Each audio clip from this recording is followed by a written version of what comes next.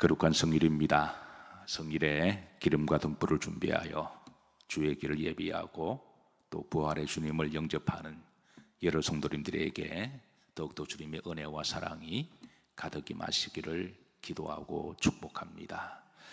자, 우리는 지난번 말씀에 이제 육체를 따라 사는 삶의 특징과 그 결과가 어떠한지 첫 번째 말씀을 나누고 있습니다. 첫 번째는 육체의 욕심을 따라 살고자 하는 삶이라고 말씀드렸습니다. 다른 말로 하면 원죄의 속성과 그 기질대로 살고자 하는 특징을 가지고 있다고 하는 것이죠. 그러니까 하나님이 우리들에게 우리 속에 두 법을 주셨는데, 한 법은 육체에 따라 살고자 하는 그런 원죄의 어떤 기질이 있다면, 또 다른 한 법은 성령의 법을 주셔서 성령을 따라 살고자 하는 그 법을 주셨습니다. 그래서 육체를 따르는 사람들은 육체의 욕심대로 살고자 하는 그런 특징을 가지고 있음을 바울은 드러내고, 오늘은 두 번째입니다. 자, 육체를 따르는 삶의 특징은 따라 사십니다. 성령을 거스리는 삶. 17절입니다. 다 같이 합독하십니다. 육체의 소욕은 성령을 거스르고 또 성령은 육체를 마하나니 거르나니 그랬습니다. 자, 이 거스르다라는 말은 이제 안티게타이라는 말인데요, 같은 말입니다. 안티, 그러니까 반대쪽에 서서 본질적으로 전혀 다른 두 성질을 이야기합니다. 그러니까 육체의 그 원죄의 성질과 기질과 성령의 속성은 영적으로 본질적으로 전혀 다른 성질을 그렇게 알려주고 있습니다. 자, 우리는 흔히 물과 기름은 서로 섞일 수가 있다 없다? 네, 없다라고 알고 있습니다. 이런 성질이 다르기 때문에 그러죠. 화학적 구조가, 이제 물과 기름은 화학적 구조 성질 자체가 다르기 때문에 아무리 섞어 놓으려고 그래도 이게 서로 분리되는 그런 성질을 가지고 있습니다. 자, 다음 자료 화면을 보시면 이제 여러분 잘 알다시피 이제 물의 화학적 구조는 H2O죠. 그리고 기름의 화학적 구조는 CH2입니다.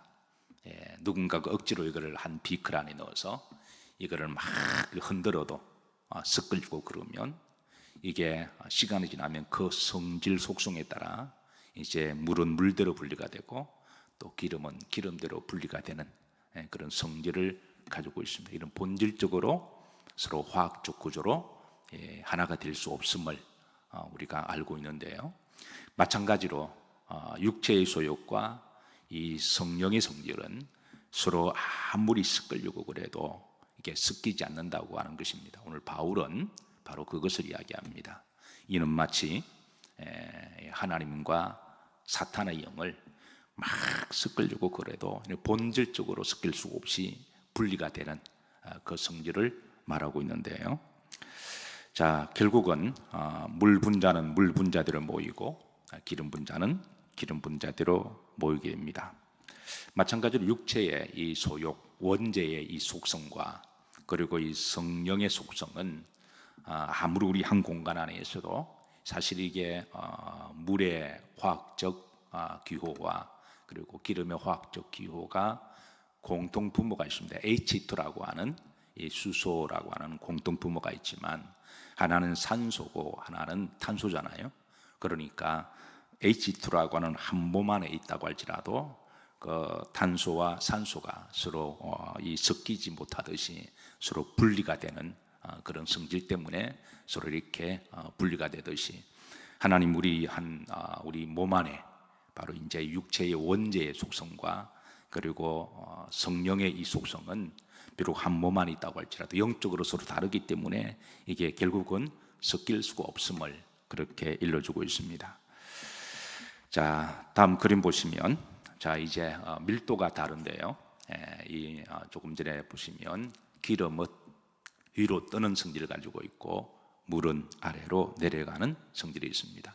그러니까 이제 밀도가 기름보다도 물이 더 밀도가 농도가 더 무거운 거죠.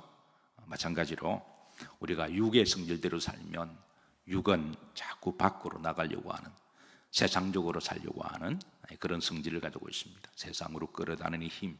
그러니까 육체의 소욕대로, 육체의 정욕대로, 우리가 지난번에 소욕은 정욕과 탐심으로 그렇게 번역이 된다고 말씀드렸습니다.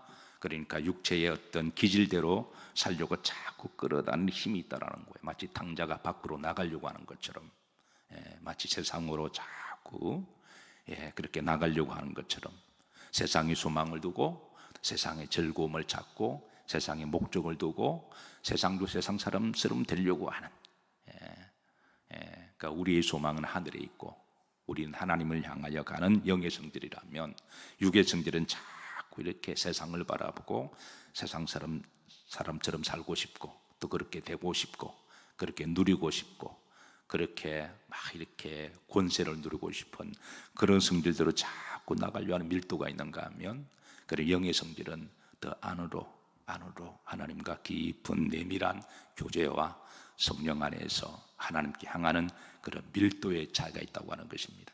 그래서 바울은 말합니다. 이 둘은 본질적으로 서로 다르다. 이건 섞일 수가 없다. 그래서 이 두 성질은 서로 거스른다라고 그렇게 일러주고 있습니다. 사랑하는 성도 여러분, 오늘도 성령 충만을 받으셔서 영의 밀도가 더 농도가 깊어지시고 충만하셔서 그 영이 끄는 그 힘으로 이렇게 다시 하나님을 향하는 복된 날이 되시기를 주의 이름으로 축복합니다. 자, 두 번째, 대적하는 삶입니다. 갈라디아서 5장 17절에 보시면, 자, 중반절입니다. 이 둘이 서로 마음으로 대적함으로 그랬습니다. 이 대적은 원문에 보시면 서로 전쟁한다라는 말로 되어 있습니다. 그러니까 이제 영적 전쟁이라고 하는 것이죠. 이게 원죄의 영적 전쟁과 그리고 성령의 영적 전쟁이 우리 속에서 그렇게 일어나고 있는 그 상태를 말하는데요. 바울은 이 부분에 대해서 이렇게 이제 로마서 7장 21절에 이렇게 고백합니다. 합독합니다. 그러므로 내가 한 무엇을 깨달았노니 법을 깨달았다. 한 법을 깨달았다. 놀라운 깨달음입니다.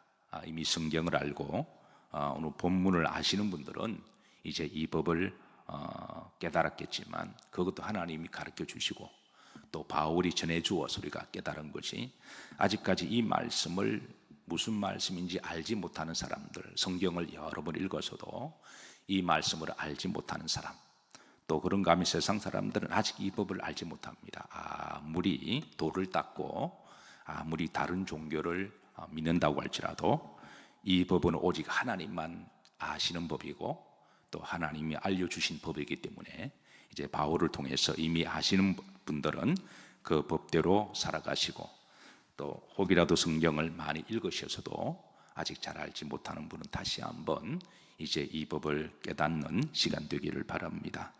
자, 바울은 이렇게 고백합니다. 그러므로 내가 한 무엇을 깨달았노니 법을 깨달았다. 자, 그 첫 번째 법은, 자, 그 다음 보시면 합독합니다. 곧 선을 행하기 원하는 나에게 악이 많은 것이로다. 우리 속에 함께 있다라는 거예요. 우리 속에 선과 악이 함께 있다라는 것을 바울은 깨달았고 전해줍니다. 자, 그 다음에 이제 로마 7장 23절입니다. 이 두 법이 서로 싸우고 전쟁하고 있음을 알려줍니다. 합독합니다. 내 지체 속에서 한 다른 법이 내 마음의 법과 싸워 그랬습니다. 이게 다른이라는 말은 본질적으로 다른 걸 이야기합니다. 본질적으로 다른 두 성질의 법이 있는데, 내 마음의 법과 마한다 영적 전쟁을 치르고 있음을 알려주고 있습니다. 자, 바울은 때로는 이 법과 싸워 육신의 법이 이길 때에 이렇게 탄식하는데요. 자, 24절입니다. 합독합니다. 오라 나는 곤고한 사람이로다. 이 사망의 몸에서 누가 나를 건져내랴. 바울도 때로는 이제 이 두 법과 영적 전쟁을 하다가 때로는 질 때가 있는데, 그럴 때마다 하나님 앞에 그렇게 탄식한다고 하는 것이죠. 나는 곤고한 사람이로다. 나는 영적으로 이렇게 졌다라고 하는, 이게 사로잡혀서 포로가 되었다라고 하는 그런 탄식을 하고 있습니다. 그러나 바울은 오랫동안 이 육신의 법을 연구하고 씨름하다가 마침내 이기는 법을 발견했습니다. 그러고 나서 이렇게 외치며 고백합니다. 로마서 8장 2절입니다. 합독합니다. 이는 그리스도 예수님 안에 있는 생명의 성령의 법이 죄와 사망의 법에서 너를 해방하였습니다. 그러니까 우리 속에 원죄의 기질대로 육체의 소욕과 정욕과 탐심대로 그렇게 살고자 하는 이 죄의 법이 있는데, 그래서 이 죄의 법과 싸워서 영적 전쟁으로 유일하게 이길 수 있는 법은 어떤 법이라고요? 성령의 법이라고 하는 것입니다. 성령의 법으로 내 속에 성령으로 충만하게 채워서 그 성령의 법에 따라 살아가게 되면 마침내 육체의 죄의 법에 싸워 이길 수가 있다는 것을 깨닫고, 그래서 이제 바울은 이렇게 하나님 앞에 이제 고백을 하고 있습니다. 자, 그래서 바울은 이 깨달음을 깨닫고 난 다음에 내가 한 법을 깨달았노니라고 그렇게 외치고 있습니다. 자, 이런 점에 있어서 우리 그리스도인들은 이제 이 법을 깨달은 사람이고, 두 번째는 이 영적 싸움에서 이기는 법을 알고 있는 사람인 줄로 믿습니다. 만약에 교회를 오래 다녔다고 하면서도 이 법을 깨닫지 못하고 살아간다면 그 사람 영적으로 싸우는 법을 알지 못하는 그런 사람인데요. 자, 그러나 세상에 아직까지도 이 법을 알지도 못하고 깨닫지도 못하고, 그리고 자신 속에 두 법이 있는 것조차도 알지 못하고 인정하지 않는 그런 사람들이 있습니다. 그런 사람들은 이 법에서 이제 패하게 될 것임을 전하고 있습니다. 사랑하는 성도 여러분, 우리 속에 주신 이 성령의 법이 충만하셔서 이 주의 법과 늘 싸워 영적 전쟁에서 승리하시기를 주의 이름으로 축복합니다. 자, 네 번째입니다. 자, 육체의 욕심을 따라 살면 결국 하나님의 나라를 유업으로 받지 못할 것임을 그렇게 일러주는데요. 자, 갈라디아서 5장 21절입니다. 후렴절입니다. 합독합니다. 이런 일을 하는 자들은 하나님의 나라를 유업으로 받지 못할 것이며. 자, 이런 일은 앞에 열거가 되어 있습니다. 구체적으로 바울은 15가지를 소개합니다. 그러니까 육체의 소욕, 그러니까 원죄의 욕심을 따라 살아가는 삶. 그럼 15가지밖에 없느냐? 아닙니다. 또 그와 같은 것들이라 하면서 이 외에도 더 많이 있는데, 대표적으로 육신의 소욕과 욕심을 따라가는 삶의 모습을 15가지로만 열거하고 있습니다. 이 외에도 많이 있습니다. 원죄의 기질에 따라 원죄로 충만하게 살아가는 자기 욕심대로, 우리가 세상 사람들을 보면 정말 자기 욕심대로 정력대로 자기가 하고 싶은 것, 악에 대한 경계도 없고, 그래서 마음껏 죄를 저지르고 살아가는 사람들이 있습니다. 그런 사람들은 어떤 사람은 하나님이 없다라고 말하기도 하고, 어떤 사람은 죽음도 없다라고, 왜 그게 없어야 죄를 짓기가 마음 편하거든요. 영적으로 마귀도 없고 하나님도 없고, 그래야 원죄대로 살아가기가 심리적으로 편하기 때문에 그렇습니다. 심리적으로, 그리고 천국도 없고 지옥도 없고, 그래 아무리 죄를 지어도 지옥이 없다라고 해야 그게 자기가 편한 거잖아요. 그러니까 막 신도 없고 믿음도 없고 그냥 그래 지 멋대로 살아가는, 결국 이렇게 살아가는 사람들은 이제 바울은 분명히 전합니다. 자, 이런 자들은 어디를 받지 못할 것이다? 하나님 나라, 이건 천국에 못 들어간다는 말입니다. 결국은 바울은 원죄의 속성대로, 원죄의 기질대로 지 마음대로 그렇게 충만하게 살아가면 결국은 천국, 하나님 나라 들어가지 못하고 천국에 들어가지 못할 것임을 일러주고 있습니다. 자, 가끔 어떤 분은 이렇게 반문합니다. 아니, 예수님만 믿으면 다 용서받지 않나요? 예수님만 믿으면 다 구원받고 천국 가지 않나요? 네, 맞습니다. 성경은 어떤 죄를 지어도 주님은 다 용서하시고 어떤 사람도 다 구원할 수 있음을 일러줍니다. 그 말도 맞습니다. 그런데 만약에 어떤 사람이 죄를 지어도 다 용서해 주신다고 하나님 은혜를 알고 의도적으로 죄를 반복적으로 짓는다면 그건 다른 문제입니다. 하나님을 이용하는 거예요. 그러니까 내가 무슨 죄를 지어도, 교회를 다니면서 내가 무슨 죄를 지어도 하나님 용서해 주실 거니까 내가 나중에 회개해야지 뭐. 그건 의도적으로 죄를 짓는 거거든요. 왜? 하나님 용서해 주실 분이니까.